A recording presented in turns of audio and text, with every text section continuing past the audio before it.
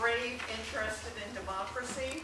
My name is Suzanne Devan. I'm the Republican committeeman here at the 49th Board, and I'd like to welcome you all today. We've invited both Don and Joe, and unfortunately Joe declined to participate. But in the meantime, I think it's very, very important. It makes democracy run to have a discussion about the issues. And unfortunately in Chicago today, we don't talk about issues. We just sling mud and we keep score like it's a prize fight.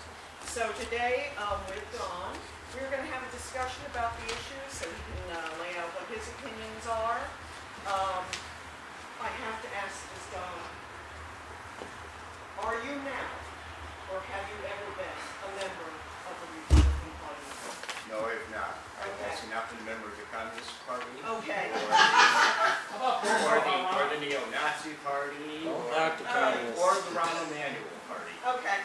Well, I have been both a current member of the Republican Party and a former member of the Communist Party. So I've spanned the spectrum over the years. What we're going to do today is you all have an agenda. What we'd like to ask is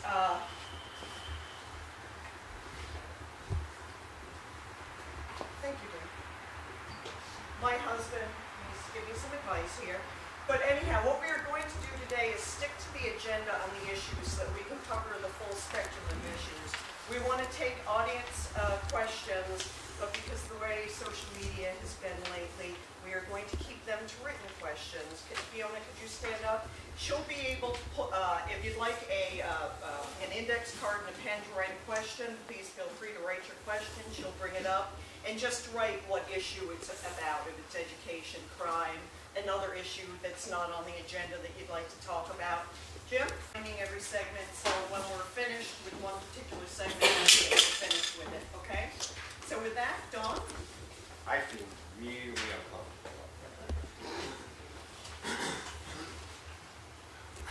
But I'll go back up for looking at my notes.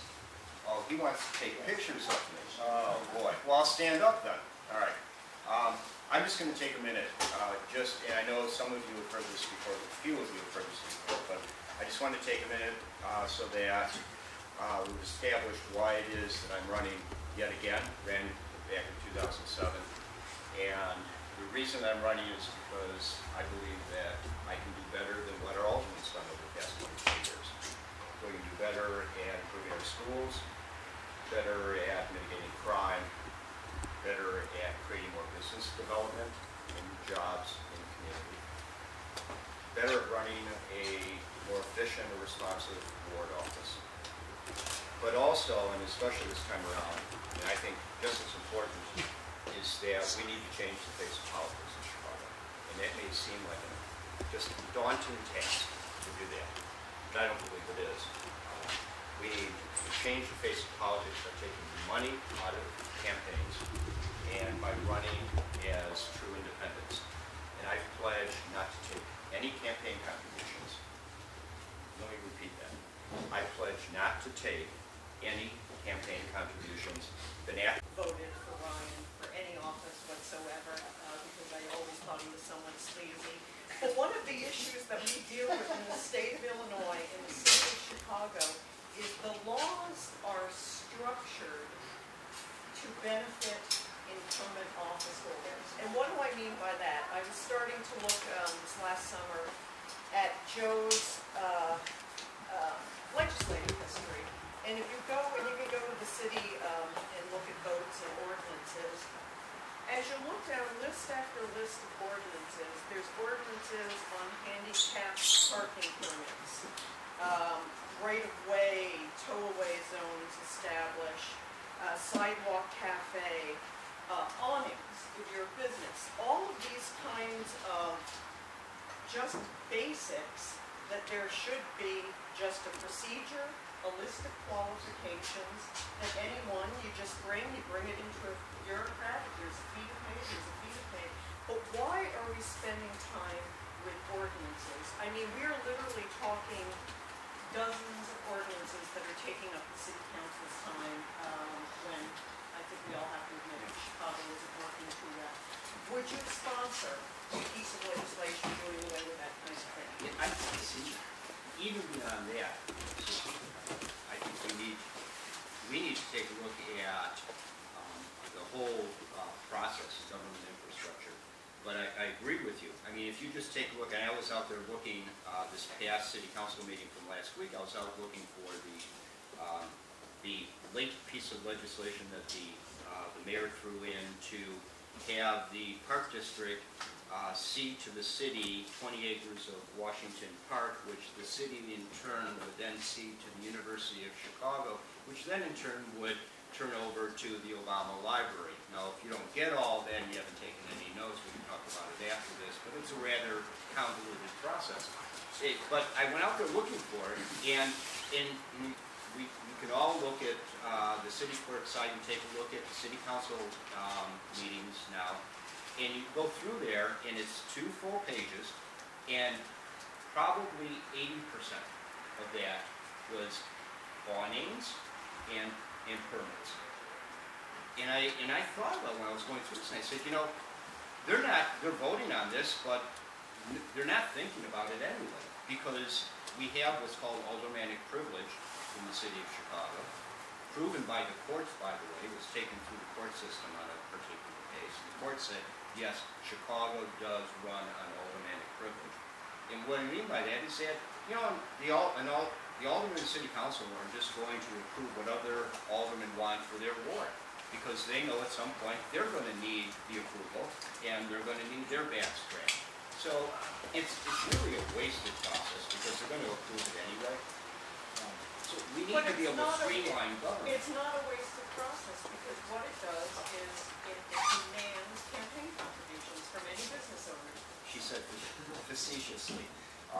Yes, it does. I mean, there's... I think you just talked about people working until they drop dead in the field. No, you know that's going to be the should all have headline a from choice. this. Don Gordon wants people to drop dead in the field. Right, there you go. But somebody, please grab that. Anybody on every block right now, you're going to put that out there. Don Gordon recommends people drop dead in the field. Okay. But anyhow, how do you pay for the pensions? And we have some questions about basically city services and how you pay for them. So we've got this huge pension deficit out here. We've got these contracts that you're saying you don't want to break and it's not fair. We've got city services that we've got, and then I'll get to. And you also mentioned not raising taxes. Right. Right. Wow. I mean, so somewhere the math has to add up. I sound like wrong. Anyway, I don't know if anybody heard that. No, you can only go so far in reducing city services before your garbage isn't being picked up, the streets aren't being cleaned, and the potholes aren't being filled. Oh, wait a minute, that's what's happening now, right? Yeah. In the 80s, the idea was introduced here in Chicago. It's an old idea going back to the 50s. Introduced here in Chicago by Harold Washington to address the issue down Block 37 downtown across from Marshall Field to try to develop that.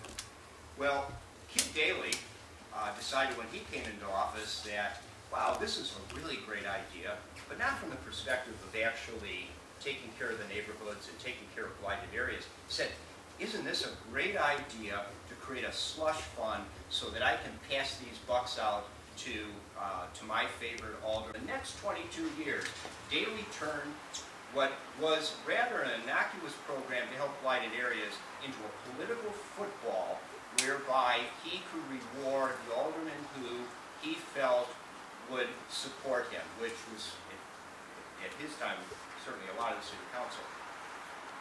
Over 33% of the city of Chicago, the land of the city of Chicago, is under a TIF district.